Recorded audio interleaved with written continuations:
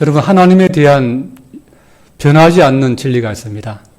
두 가지인데요. 하나님은 사랑이시다라고 하는 것입니다. 뭐라고요? 하나님은 사랑이시다. 또 하나의 진리는 하나님은 공의로우신 분이시다라고 하는 겁니다. 뭐라고요? 하나님은 공의로우신 분이다. 이것이 하나님에 대해서 변하지 않는 두 가지 진리입니다. 하나님은 사랑이시고 하나님은 공의로우신 분이다. 그러면 하나님은 사랑이신데 그 하나님께서 우리에게 베푸시는 사랑이 있습니까? 여러분 살아가면서 하나님의 사랑을 느낍니까? 여러분 세상을 바라보면서 세상에서 호흡하면서 세상에서 일하면서 하나님의 사랑을 느낍니까? 못 느끼죠. 잘 못 느낄 때가 많죠. 우리가 영적으로 하나님과 친밀하지 않아서 그런 것입니다. 그러나 여러분 하나님의 사랑은요, 이 세상에 가득하다는 사실을 아셔야 됩니다. 이 세상에 하나님의 사랑의 분위기가 들어와 있다는 사실을 여러분 아셔야 됩니다. 하나님의 사랑을 우리가 한번 묵상해 보면 좋겠습니다. 하나님이 세상을 사랑하십니다. 하나님의 사랑이 어디서 우리가 확인할 수 있습니까? 창조에서 확인할 수 있습니다. 하나님이 이 세상을 너무나 아름답게 창조하셨습니다. 하나님은 우리에게 너무나 아름다운 세상을 주셨습니다. 특별히 지구는요. 달에 비해서, 화성에 비해서, 다른 행성에 비해서 이 지구는 너무나 아름답게 하나님이 창조해 주셨습니다. 이 자연 만물을 통해서 동물들과 식물들, 수많은 열매들과 곡식들, 이런 바다와 강, 산, 이런 걸 통해서 우리는 하나님이 참 우리를 사랑하시는구나 하는 것을 우리가 느낄 수 있어야 됩니다. 이 세상을 살아가는 공기 속에는 하나님의 사랑이 지금 들어와 있다고 하는 사실을 아셔야 됩니다. 두 번째는 우리 인간에게 생육하고 번성하도록 하나님이 복을 주셨다라고 하는 것입니다. 하나님 우리를 사랑하시기 때문에 그렇습니다. 세상에는 수많은 어려움들이 있습니다. 수많은 질고가 있습니다. 수많은 위험한 것들이 있습니다. 그런데 하나님은 우리가 그러한 여러 가지 방해 요소, 문제, 어려움들 있지만 우리가 생육하고 번성할 수 있도록 우리에게 복을 주셨습니다. 그리고 모든 만물을 다스릴 수 있는 권세를 주셨습니다. 다스림의 권세, 통치의 능력, 하나님을 대신하여서 하나님의 통치를 우리에게 위임해 주셔서 우리가 세상을 정복하고 다스릴 수 있도록 우리에게 은혜를 주셨습니다. 이게 하나님의 사랑입니다. 우리가 하나님의 사랑을 받고 하나님의 사랑을 누리고 사실은 살아가고 있는 것입니다. 세 번째는 오늘 새벽에 뭐가 왔어요? 그렇게 기다리던 비가 안동에 왔습니다. 참 이것도 우리가 늘 흔하게 있을 때는 우리가 몰라요. 귀한 줄 몰라요. 하나님의 사랑인 줄 몰라요. 은혜인 줄 몰라요. 그러나 안 오다가 비가 이 땅에 필요합니다. 저수지가 말라가고 댐이 말라가고 식수가 고갈되고 그럴 때에 하나님의 은혜가 필요하구나. 하나님의 돌보심이 필요하구나. 하나님 앞에 기도하고 부르짖게 되는 것입니다. 우리도 지난 한 23주간 계속해서 하나님 앞에 비를 달라고 이 땅에 안동만이 아니라 이 우리나라에 비를 달라고 함께 기도해 왔습니다. 아마 우리 교회만이 아니라 특히 농사를 짓는 물이 진짜 필요한 그 시골 그 교인들은 더 많이 하나님 앞에 비를 위해서 부르짖을 것입니다. 하필 태풍이 다 우리나라를 비껴가서 일본으로 가고 중국으로 가고 우리나라는 안 왔어요. 그런데 하나님께서 그럼에도 불구하고 하나님께서 우리의 기도를 외면하지 않으시고 필요한 비를 이 땅에 주신 줄로 믿습니다. 하나님의 사랑입니다. 네 번째, 하나님 자신을 인간에게 계시해 주시고 하나님을 섬김으로 하나님의 영광과 복락에 참여할 수 있도록 허락하신 것. 그것도 하나님의 사랑입니다. 여러분, 하나님은 창조주이시고 하나님은 하늘 높은 데 계시고 우리 인간은 피조물이고 우리 인간은 흙으로 지어졌고 하나님과 우리 인간을 비교하면 너무나 질적으로 정말 차이가 나고 감히 하나님 앞에 우리가 가까이 할 수 없는 그런 죄인인 존재잖아요. 근데 하나님은 그런 하찮은 우리를 찾아와 주셨다. 임금이 마치 저 시골에 농사 짓는 일자무식한 그 촌노의 집에 찾아와서 그 촌노를 같이 겸상하고 또 그 촌노에게 위로하고 함께 그 하루의 삶을 나누는 그것을 여러분 상상해 보십시오. 그 상상을 할 수 있겠습니까? 나라의 임금이 이 총구석에 있는 내 집에 찾아왔다. 상상할 수 있습니까? 하나님을 인간이 만난다는 것은요, 그것보다 더 놀라운 거예요. 더 신비한 거예요. 더 큰 충격인 거예요. 근데 하나님은 그렇게 하신 거예요. 아브라함을 찾아오시고, 이삭을 찾아오시고, 야곱을 찾아와 주시고, 모세를 찾아와 주시고, 오늘 우리를 찾아와 주셔서 우리를 하나님 자녀 삼아 주신 것, 우리에게 말씀해 주시는 것, 우리를 하나님의 영광의 나라에 들어갈 수 있도록 하나님의 잔치에 초대해 주시는 것, 이 하나님의 사랑입니다. 하나님의 은혜인 것입니다. 다섯 번째 하나님의 사랑이 뭡니까? 탕자가 집을 나가서 그렇게 아버지 마음을 아프게 하고 범죄하고 타락했을 때에 아버지 어떻게 합니까? 그렇게 아버지가 화를 내고 이놈 자식 들어오기만 해봐라. 다리 몽둥이 다 부셔뜨려 놓을 거야. 그렇게 하지 않지 않습니까? 탕자가 다 읽고 거짓 몰골을 하고 왔지만 아버지 어떻게 합니까? 가서 안아주고 입 맞춰주고 그리고 데려와서 씻기고 새 옷 입히고 그리고 아들의 지위였던 그 군가락지 다시 마련해서 아들 손에 끼워주고 새신을 신게 해주고 그리고 송아지 잡아서 마을 주민들에게 우리 아들 다시 돌아왔다고 잔치하는 아버지, 그분이 바로 사랑의 아버지죠. 오래 참으시고 우리가 하나님 앞에 다시 믿음을 회복하기를, 다시 정신을 차리고 바른 생활을 살아가기를 원하시는 그분이 바로 사랑의 하나님이신 것입니다. 우리는 그 은혜로 지금까지 은혜로 우리가 이 땅을 살아가고 있는 것입니다. 그래서 우리가 세상만 바라보지 마시고 정말 우리가 영적인 감각이 있어서 영적인 눈이 있어서 정말 하나님의 그 세계를 묵상하고 하나님의 그 은혜를 묵상한다면 이 세상 안에는 하나님의 사랑으로 가득하다는 사실을 우리가 알 수가 있습니다. 우리 하나님의 은혜 속에 살아가는구나 하는 것을 우리는 고백하지 않을 수가 없는 것입니다. 오늘 말씀 본문 앞에 내용이 뭐였습니까? 지난주에 하나님께서 천사의 모습을 통해서 아브라함을 찾아와 주시고 아브라함이 대접하는 그 식탁의 잔치에 식탁의 주님께서 하나님께서 직접 함께 아브라함과 교제를 나누어 주셨다라고 하는 것입니다. 참 이 인간적인 생각에 근거한 그 믿음을 가지고 있던 그 아브라함이 하나님께서 계속해서 격려해 주시고 또 말씀해 주시고 또 깨우쳐 주시고 은혜를 주셔서 그 믿음이 자라서 이제는 인간적인 생각의 믿음이 아니라 하나님 말씀에 근거한 믿음, 온전한 믿음으로 서려고 하는 그러한 믿음의 성숙함과 성장이 아브라함 가운데 일어나게 되어서 이제는 하나님과 좀 더 가까워지게 된 거예요. 하나님과 함께 식사 자리에 함께 참여할 만큼 그렇게 친밀하게 되었습니다. 그리고 그 믿음이 자라다 보니까 영안이 열렸는지 자기에게 온 손님이 단순한 사람이 아니라 뭔가 나에게 참 귀한 분을 하나님께서 보내주셨구나 그렇게 알고 그들을 잘 대접했던 것입니다. 이처럼 우리가 하나님을 섬길 수 있는 것, 하나님을 귀하게 여기고 하나님을 예배할 수 있고 하나님과 교제를 나눌 수 있는 그런 자녀가 된 것, 이것이 하나님의 큰 은혜요 사랑인 것입니다. 오늘 본문의 말씀에 보면 아브라함이 여호와 하나님께서 곧 행하실 소돔과 고모라를 향한 심판의 말씀을 듣게 됩니다. 이 하나님 자신의 계획을 하나님이 아브라함에게 알려준 거예요. 우리는 이것을 통해서 아브라함과 하나님이 참 많이 가까워졌구나. 하나님께서 자신의 그 계획까지도 아브라함에게 귀뜸해 주시는 그런 사이가 되었구나 하는 것을 느끼게 됩니다. 여러분, 이렇게 하나님과 더 친밀한 관계가 될 수 있다는 것, 이것이 은혜요 또 하나님의 사랑인 것입니다.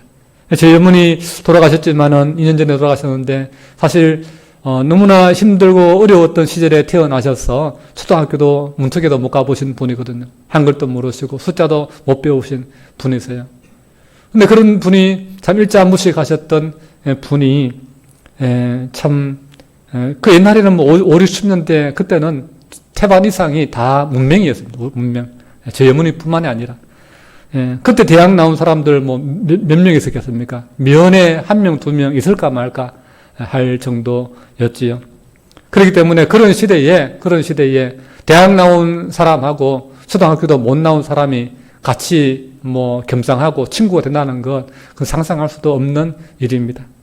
근데 초등학교도 못 나온 제 어머님이 교회에서 참 하나님 만나고 은혜 받고 거기서 글도 깨우치고 거기서 또 숫자도 깨우치고 그러면서 권사직분도 받고 그 교회 안에 이렇게 젊은 권사님들 또 일찍 그 업에 한두 명 나올까 말까 한 대학 나온 그런 분들하고 식사를 같이 하고 한 권사회에 소속이 돼가지고 같이 여행도 다니고 그렇게 교제를 나누면서 저희 어머니 어느 날 그렇게 고백하시는 거예요.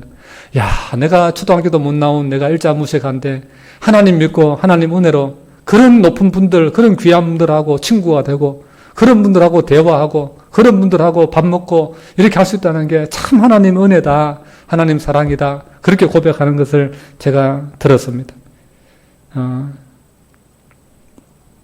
그러니 여러분 하물며 피조물인 인간이 죄인인 인간이 전능하신 하나님, 거룩하신 하나님을 영접하고 만나고 섬길 수 있다는 것, 그 영광 중에 영광이요, 은혜 중에 은혜인 것입니다.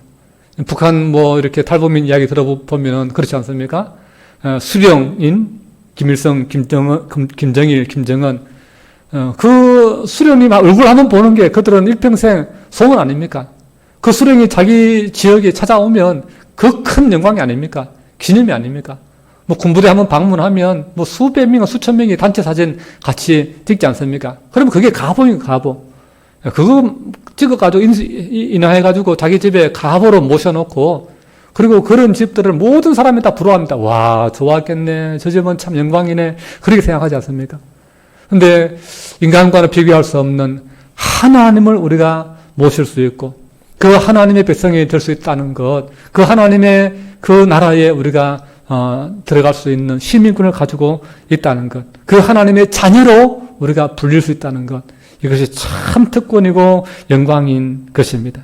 그래서 우리가 시간과 물질을 들여서 하나님을 섬길 수 있다는 것은 이것은 거룩한 낭비고 거룩한 축복된 낭비인 것입니다.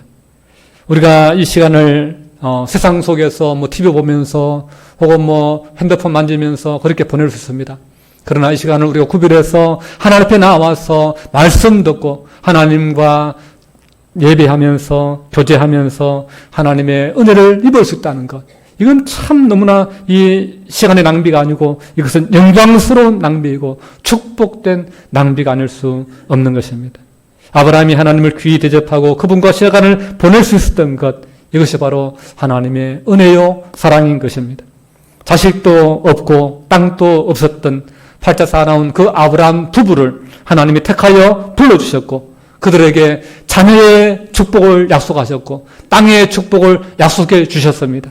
그리고 그를 계속해서 따라다니면서 가는 데마다 보호해 주셨고 그리고 그가 드리는 재물을 받아주시면서 그에게 찾아봐 주시고 말씀해 주시고 오늘 본문에서는 장래일까지도 하나님의 계획까지도 말씀해 주시는, 계시해 주시는 그런 은혜를 입게 되는 것을 보게 됩니다. 여러분, 저는 여기서 정말 우리 모두가 하나님의 백성이 될 때에, 하나님 자녀가 될 때에, 하나님을 믿고 살아갈 때에 하나님이 얼마나 우리를 잠잠히 사랑하시는가 하는 것을 깨닫게 됩니다. 오늘 이 시간을 통해서도 하나님의 그 은혜와 사랑, 잠잠히 우리를 공기가 마치 우리 가운데 있어도 느끼지 못하지만 이것이 귀하듯이 하나님의 사랑이 우리 가운데 임재해 있다는 사실을 깨달을 수 있기를 주님의 이름으로 축복합니다. 오늘 본문 23절 이하에서 우리는 또 무슨 이야기를 보게 됩니까? 공의로우신 하나님이 소돔과 고모라를 심판하신다는, 그들의 죄악을 하나님께서 심판하신다는 그 말씀에 대한 아브라함의 반응을 보게 됩니다. 여러분, 소돔과 고모라가 심판당한다는 사실을 알게 된 아브라함이 어떻게 반응합니까?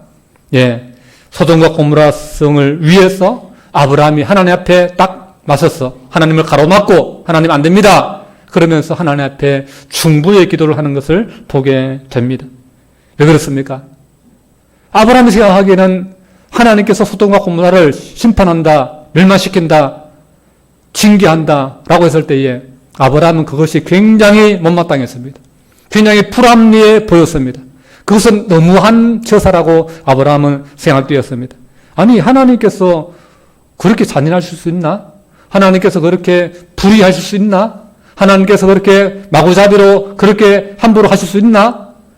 예, 그래서는 안 된다라고 아브라함은 생각했기 때문입니다. 여러분, 아브라함이 왜 부당하다고 생각했을까요? 아브라함의 생각에는요, 소돔과 고모라 성의 죄가 그렇게 심각하지 않다고 생각했기 때문입니다. 여러분, 겉으로 보기에 소돔과 고모라 그렇게 심각해 보이지 않았을 것입니다. 아브라함 생각에. 겉으로 보기에는, 멀리서 보기에는 하나님이 심판해서 그 성을 멸해야 될 정도는 아니지 않는가라고 하는 그 아브라함 나름대로의 인간적인 생각과 판단이 있었던 것입니다. 그래서 아브라함이 하나님의 심판 계획을 들었을 때에 이건 뭔가 잘못되었다. 이건 너무 심하다. 이거 이렇게 해서는 안 된다. 라는 그런 확신이 들었던 것입니다.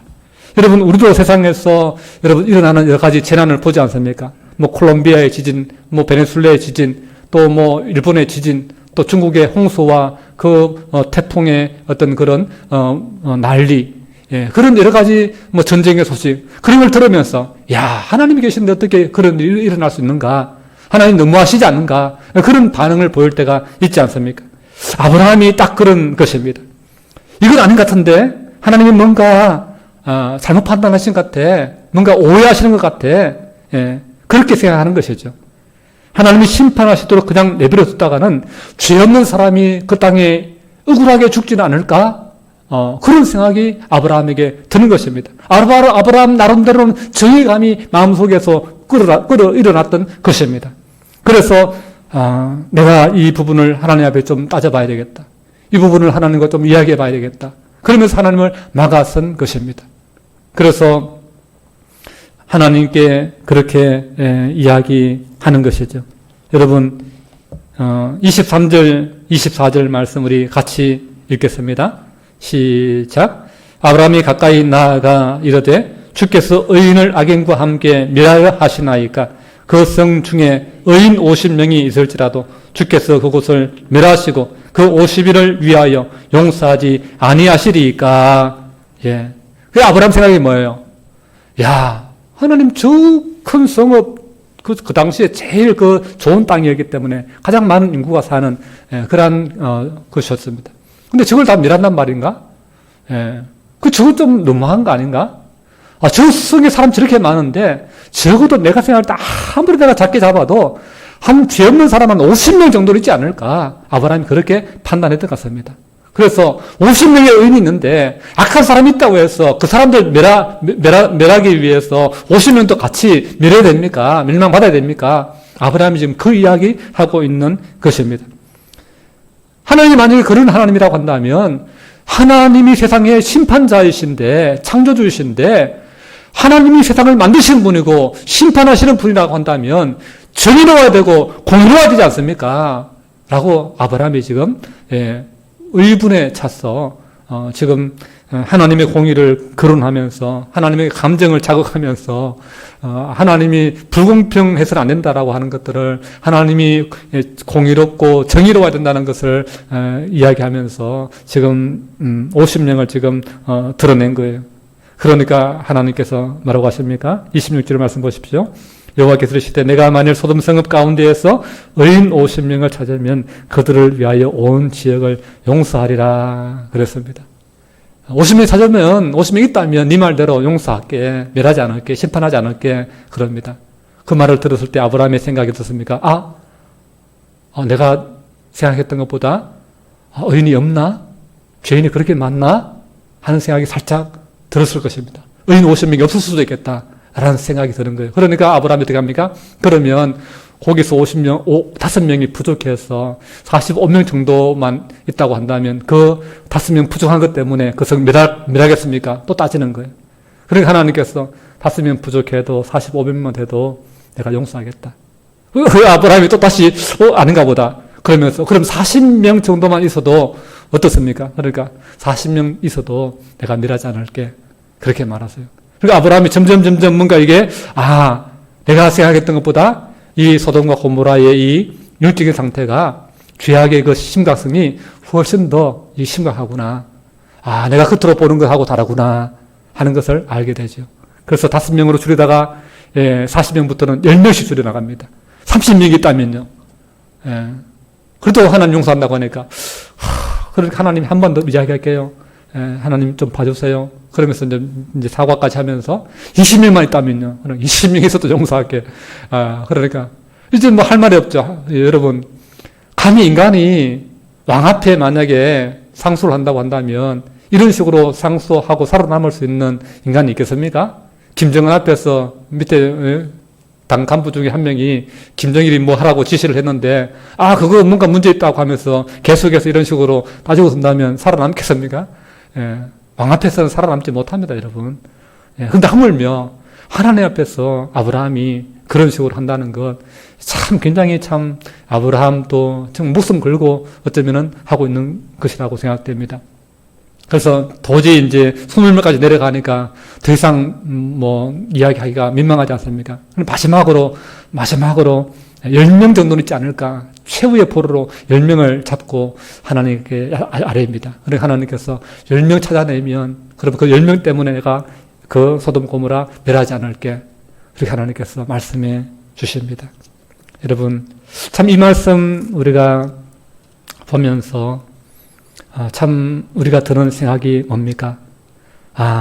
하나님은 우리가 생각하는 것보다 하나님은 훨씬 더 사랑이 많으신 분이다 하는 것을 우리가 알아야 돼요. 그리고 하나님은 심판하실 때 하나님은 근거 없이 무자비한 심판을 하시는 분이 아니다라고 하는 거죠. 하나님의 공의는 굉장히 엄정한 잣들을 가지고 하나님이 공의를 행하신다라고 하는 사실을 우리가 알아야 됩니다. 여러분, 소돔과 고모라를 위한 아브라함의 간구와 하나님의 응답의 이 이야기의 결론이 무엇입니까? 소돔과 고모라의 의인 10명이 없다는 것입니다. 그래서 그 성들이 모두 멸망된다라고 하는 것입니다. 그 의인 10명이 없다고 하니까 또 분은 목사님 그렇게 이야기합니다. 목사님 10명은 없을지 모르겠는데 혹 9명 있지 않았을까요? 그렇게 또 이렇게 또 아브라함처럼 또 이렇게 따시는 분이 있어요. 그래도 한 8명 정도는 있지 않았을까? 7명 정도는 또 있지 않았을까? 이래 생각하시는 분이 있어요. 정말 몇 명 정도가 있었을까? 그런 이야기 들을 때마다 저도 궁금할 때가 있습니다. 그래서 저도 한번 생각해 봤어요. 그러니까 하나님께서 아브라함이 지금 이렇게 안절부절하고 이렇게 하나님을 막아서는 이유 중에 하나가 뭐냐면은 자기 조카 롯이 그 소돔성에 있거든요. 그러니까 자기 조카가 막 안타까운 거예요. 자기 조카 때문이라도 거기서 그 살림 장만해놓고 거기서 기반 다져놨는데 한꺼번에 다 잃어버리면 조카가 어떻게 되나 너무 안타까운 거예요. 그래서 조카 롯 그리고 그의 아내 2딸 4명 정도를 잘 봐줬어, 잘 쳐줬어, 의인이라고 생각해 줍시다. 그럼 4명이 됐잖아요. 그러면 결국은 뭐 때문에 망한 거예요? 나머지 6명이 없어서 10명이 안 돼서 망한 거잖아요. 그 성에 의인 6명이 없는 거예요, 여러분. 그나마 그 6명 중에 한 2명 정도 더 의인으로 이렇게 좀 쳐줄 수 있는 그런 여지가 있는 사람이 있습니다. 누굴까요? 롯의 2딸과 결혼하기로 약속한 사위들입니다. 그런데 이 2 사위에게 하나님의 천사가 찾아가서 심판할 거니까 빨리 나가야 된다. 그렇게 말하는데 이 2 사위가 어떻게 했습니까? 천사의 말 안 믿는 거예요. 하나님 말 안 믿는 거예요. 그러니 영적인 상태가 아브라함의 조카 롯과 사위가 될 집안 가족이 될 사람조차도 그 정도로 영적으로 무감각한 상태였으니 그 도성에 의인이 없다고 봐도 참 과언이 아닐 것입니다. 여러분, 인간이 망하는 것이 무엇 때문인지 우리가 똑똑히 알아야 됩니다. 여러분, 인간이 망하는 것은 그저 내가 지식이 부족하기 때문에 돈이 없기 때문에 망하는 게 아니에요. 인간이 진짜 망하는 것은요, 죄 때문에 망하는 거예요. 죄 때문에. 여러분, 인간이 왜 망합니까? 죄 때문에 망합니다 라고 여러분 이야기할 수 있어야 됩니다. 여러분, 힘이 없어 망하는 게 아니에요. 여러분, 군사력이 약해서 망하는 게 아니에요. 인생이 망하고 나라가 망하는 것은요, 죄 때문에 망하는 것입니다. 죄가 무엇입니까? 모든 죄와 악행의 그 이면에는, 그 배경에는 뭐가 깔리느냐? 하나님을 경외하지 않는 것이 있는 거예요. 하나님을 두려워하지 않는 게 있는 거예요. 하나님의 말씀을 외면하는 게 있는 거예요. 아담과 하와가 그렇지 않습니까? 선악과 먹으면 반드시 죽으리라. 그런데 하나님 말씀 마음에 새기지 않는 거예요. 그 하나님의 그 권위를 인정하지 않는 거예요. 그리고 마귀의 말에, 달콤한 말에 넘어가는 거예요. 그거 먹으면 눈이 밝아져서 하나님 듣는다? 하나님 없이 네가 하나님 되어서 네 마음대로 할 수 있다? 예. 이 인생 네가 결정해야 되지 않느냐? 네가 주인공이지 않느냐? 그렇게 부추기는 거예요. 그러면서 그 인생에서 하나님을 배제시켜버리는 거예요. 여러분, 모든 죄의 이면에는 교만이 있는 거예요. 하나님을 거역함이 있는 거예요. 죄에 대해서 이 죄를 지으면 하나님이 심판했다, 이걸 생각하지 않는 거예요. 모든 죄의 이면에는 여러분, 이 하나님에 대한 불경건이 있는 거예요. 하나님에 대한 불신앙이 있는 거예요. 하나님의 말씀에 대한 배격이 있는 거예요. 여러분, 이것을 알아야 됩니다. 이 죄 때문에 이 땅이 망하는 것입니다. 소돔과 고모라도 마찬가지입니다. 이스라엘 백성이 가나안 땅에 들어갈 때에 가나안의 7족속이 다 진멸되지 않습니까? 하나님이 왜 7족속, 가나안 땅의 7족속을 진멸했습니까? 하나님은 잔인한 거 아닙니까? 예. 자기 백성 땅 주겠다고 그 땅에 살던 사람들 다 죽이는 게 말이 됩니까? 이렇게 이야기하잖아요. 그래서 성경을 여러분 잘 읽어보십시오. 그 땅의 백성들이 왜 진멸할 수밖에 없었는가? 그 땅에 죄악이 가득 찼어. 그 땅이 그들을 그곳에 살도록 하기에 역겨워서 그 땅이 그들을 토해낸다고 그렇게 성경은 표현하고 있습니다. 결국 그 땅의 백성들이 그 땅을 차지할 수 없고 다 죽임을 당하고 이스라엘 백성들에게 그 땅을 내어준 이유는 그들의 죄악 때문이었다라고 하는 사실입니다.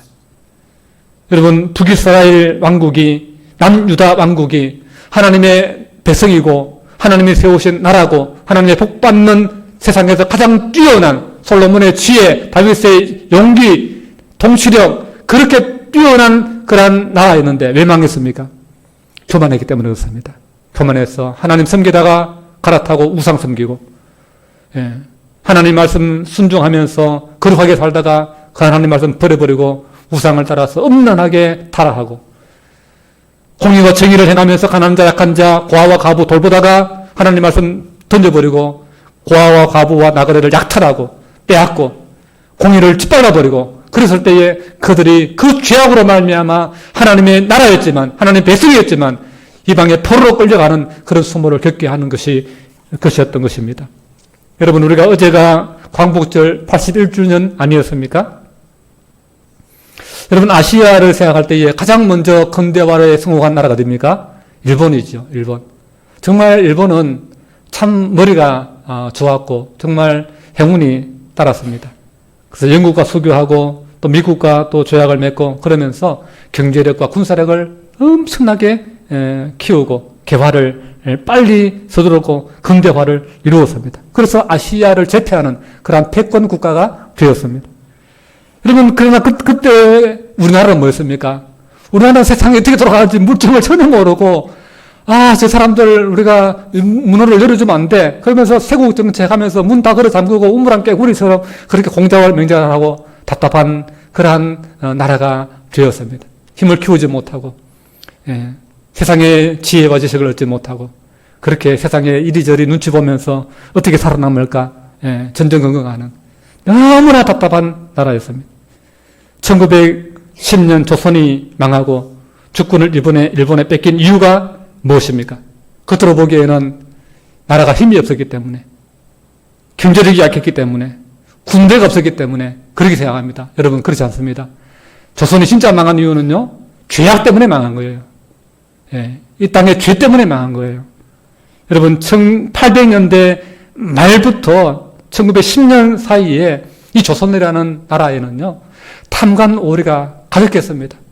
탐관 오리가 설치지 않는 곳이 어느 한 마을도 없었습니다. 여러분, 그 1800년대 후반, 1880년대 그 이후로, 그때 그 동학농민 운동이 그 시점에 일어나지 않았습니까? 오죽했으면 가장 힘없는 민초인 농민들이 이 나라를 뒤집겠다고 일어났겠습니까? 목숨 걸고, 목숨 바치고. 그 정도로 이 나라가 엉망이었던 것입니다. 예. 선교사들이 와서 보고서 선교 보고를 고향의 나라에 그렇게 미국에 영국에 보내면서 하는 이야기가 뭡니까? 이 나라는 이 관리들이 너무나 타락했다. 너무나 타락했다. 예, 너무나 부패했다. 힘없는 백성들을 너무 갈취하고 괴롭히고 뇌물 아니면 아무것도 해결되지 않는다. 그렇게 이야기하는 것을 보게 됩니다. 여러분, 비록 일본의 나라가 빼앗겼지만 백성들의 삶이 더 나빠질 것도 없었습니다. 예. 사대부 양반들, 예, 왕실들, 그리고 탄관 오리들이 빼앗아가던 것, 일본 사람들로 바뀌었을 뿐입니다. 예. 여러분, 흔히 국가가 어느 민족이나 혹은 문화의 흥망성쇠가 물리적 조건으로 어떤 변화가 일어난다라고 생각합니다. 그 나라의 군사력, 그 나라의 영토의 크기, 그 나라의 인구의 숫자, 그 나라의 GDP 이런 것 때문에 흥망성쇠를 말합니다. 그러나 우리가 잊지 않아야 될 것이 있습니다. 그것보다 더 중요한 것은 민족이나 국가나 문화의 흥망성쇠의 요소가 되는 것이, 더 중요한 것이 정신적인 요소다라고 하는 것을 우리가 기억해야 됩니다. 그 나라의 그 민족의 정신이 어떠하냐, 그 민족의 사기가 어떠하냐, 그 민족의 도덕적 수준이 어떠하냐, 그 민족이 얼마나 정직하며 그 나라에 얼마나 법과 질서가 바로 서 있는, 공의가 바로 서 있는 나라이냐, 그것이 그 나라의 힘을 진짜 좌우하는 것입니다. 다시 말해서 성경의 말씀대로 하면 그 민족과 그 국가 안에 의인이 몇 사람 있느냐라고 하는 것입니다. 의인 10명이 없기 때문에 그 나라가 망하는 것이 아니냐, 이것이 성경의 진단인 것입니다. 유명한 선지자 엘리사가 나이 많아서 임종할 때에 그 당시에 이스라엘 왕이던 요아스 왕이 병석에 누운 엘리사 옆에 무릎 꿇고 앉아서 눈물을 흘리면서 이렇게 엘리사의 죽음을 애통해합니다. 내 아버지여, 내 아버지여, 이스라엘의 병거와 마병이여, 그렇게 외칩니다. 탄식을 합니다. 여러분, 엘리사가 무슨 말 타고 병거 타고 전쟁에 나가서 진두지휘하는 그런 군인입니까? 하나님의 선지자예요. 전쟁과는 전혀 상관없고, 예? 전쟁에 한 번도 가담해 본 적도 없고 나가본 적도 없고 싸워본 적도 없는, 근데 하나님 말씀만 전하는 하나님의 종이고 하나님의 선지자입니다. 그런데 왜 그 요아스 왕이 그 엘리사의 죽음을 앞에 보면서 이스라엘의 병거와 마병이라고, 이스라엘을 지키는 군대라고 엘리사를 향해서 이야기하고 있는 것입니까? 그럴 만큼 하나님의 사람, 하나님 앞에 의롭게 살아가는 하나님 앞에 의인이 그 나라의 보배고 그 나라의 힘이고 그 나라의 축복이라고 하는 그 사실을 우리에게 말씀해 주고 있는 것입니다. 그래서 잠언서 28장 1절에 보면 의인은 사자같이 담대하니라, 그렇게 말씀하고 있습니다. 여러분, 의인은 사자같이 강하고 담대한 것입니다. 의인이 있어야 그 나라가 힘이 있고 그 나라가 정신이 바로 서고 그 나라가 건강해지고 그 나라가 힘이 있는 것입니다. 여러분, 그렇기 때문에 예수님께서 모든 우리 믿는 사람들 향해서 무엇을 요구하셨습니까? 너희는 세상에 빛이 되고 소금이 되라 말하지 않았습니까? 옛날에 선조 임금이 자식들을 다 불러 모아놓고 그렇게 물었다고 해요. 얘들아, 세상에서 제일 맛있는 게 뭐냐 물었어요. 그러니까 아들들이 아버지, 소고기가 제일 맛있습니다. 또 어떤 왕자는 닭고기가 맛있습니다. 아닙니다. 천냥준 말고기라는 말 있지 않습니까? 말고기가 제일 맛있습니다. 근데 광해군이 나서서 임금님, 모든 음식에 맛을 내도록 하는 것은 소금이 세상에서 제일 맛있는 것입니다. 그렇게 대답을 해서 칭찬을 들었다고 하는 이야기가 있습니다. 여러분, 소금은 부패를 방지하고 음식의 맛을 냅니다. 하나님께서 우리 믿는 사람들을 세상의 부패를 막고 복되게 살도록 하기 위해서 택하시고 부르셨다는 사실을 여러분 기억해야 될 줄로 믿습니다. 여러분, 그냥 세상을 살지 마십시오. 여러분은 세상의 소금이에요. 빛이에요. 하나님이 그걸 위해서 그 사명을 주어서 부르시고 하나님께서 은혜를 우리에게 구원의 은혜를 베푸시고 하나님의 자녀의 영광을 약속하고 계시는 것입니다. 여러분, 우리가 일제 식민지 지배를 받다가 해방이 되었는데요. 그 당시 일본과 우리나라의 수준은 지금의 남북의 수준 차이가 50배, 60배를 난다 하는데 그 이상의 차이였습니다, 사실. 우리나라는 그 당시에요, 자전거 한 대 못 만들었습니다. 자전거 만든 때가 언제인지 아십니까? 50년대 와서 만들었습니다. 여러분, 우리나라는 자전거 한 대, 뭐 소총 한 자로 만들지 못하던 그런 나라였습니다. 그런데 일본은요, 어떻습니까? 그 1930년대, 40년대, 그때 이미, 예? 뭘 만들었어요? 항공모함 항공모함. 예, 아직도 우리나라 만들지 못한, 못 만들고 있는 항공모함을 만들었다거든. 그리고 그 항공모함에 싣고 날릴 수 있는 비행기를 만들었다고. 예, 그리고 물속을 다니는 참사함을 만들었다고요. 우리나라 이제 만들어서 이제 수출한다고 그러지 않습니까? 그러니까 이게 하늘과 땅 차이인 거예요. 일본하고 우리나라의 국력이. 예, 그런데 그런 나라에서 지배를 나라를 잃어버리고 지배를 받는데 무슨 수로 해방을 한단 말입니까? 그런 강대한 일본이 아시아를 제패하고 조선을 삼키고 중국을 삼키는 러시아와 맞짱떠서 러시아 해군, 강력한 해군들을 침몰시켜버리는 그런 세계 최강의 그 일본이 무슨 수로 우리가 극복할 수 있겠습니까? 그런 경제대국, 군사대국을 어떻게 우리가 상대할 수 있겠습니까? 영원할 것 같은 나라 아닙니까? 100년, 1000년, 만년 갈 것 같은 그러한 경제력, 군사력이 아니었습니까? 근데 그 일본이 왜 망했습니까? 일본이 망한 것도요, 죄악 때문에 망한 거예요. 죄악 때문에 망한 거예요. 그들이 너무 많은 죄를 지었어요. 너무 많은 죄를 지었어요. 그래서 패전 후에 그들을 징계할 때요, 정치인들, 전쟁을 일으키는데 결정적인 역할을 했던 정치인들 사형시켰어요. 장교들 사형시켰어요. 그러나 그것으로 여러분 그들의 죄가 면해집니까? 면해질 수 없어요. 그렇기 때문에 하나님이 어떻게 했습니까? 원자폭탄을 그 땅에 터뜨린 것입니다. 그래서 나가사키와 히로시마에 두 번의 핵폭탄을 터뜨려서 수많은 백성들까지도 함께 책임지게 했던 것입니다. 여러분, 전쟁이 일본의 죄악의 책임은요, 단순히 군인들에게만 있는 게 아니에요. 정치인들에게만 있는 게 아니에요. 거기에 협조한 일반 백성들에게도 있는 거예요. 일반 학자들에게도 있는 거예요. 일반 여성들에게도 있는 거예요. 거기에 부역했던 조선인들에게도 있는 거예요. 그렇기 때문에 하나님께서 핵폭탄이라는 그 엄청난 재앙을 그 땅 가운데 쏟아 부으셨던 것입니다. 여러분, 하나님을 믿는 하나님께 속한 백성과 세상 나라 사람들과 가장 큰 차이점이 뭔지 아십니까? 안 믿는 사람은 지옥 가고 믿는 사람은 천국 가고 그 차이, 물론 그렇죠. 그러나 그 이전에 더 중요한 차이가 있습니다. 그것은 믿는 사람에게는 하나님의 말씀이 있고 믿지 않는 사람에게는 하나님의 말씀이 없다. 말씀이 있고 없고 그 차이가 진짜 중요한 진짜 차이인 것입니다. 예. 여러분, 믿는 사람의 마음에는 뭐가 있습니까? 하나님의 말씀이 있습니다. 우리의 믿음이 어디서 왔습니까? 하나님 말씀에서 왔습니다. 믿음은 어디서 왔다고요? 믿음은 말씀에서. 믿음은 뭘 들어야 돼요? 하나님 말씀을 들어야 돼요. 믿음은 들음에서 났고 그 말씀은 들음은 그리스도의 말씀으로 말미암았다. 로마서 10장 17절에 말씀해 주고 있습니다.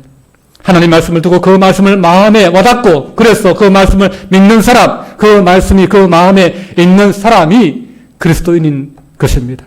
구원받는 자녀가 되는 것입니다. 하나님 말씀이 없는 사람, 하나님 말씀을 듣지 못하는 사람, 알지 못하는 사람, 그 말씀을 모르는 거예요. 하나님 만날 수도 없는 거예요. 구원이 뭔지 모르는 거예요.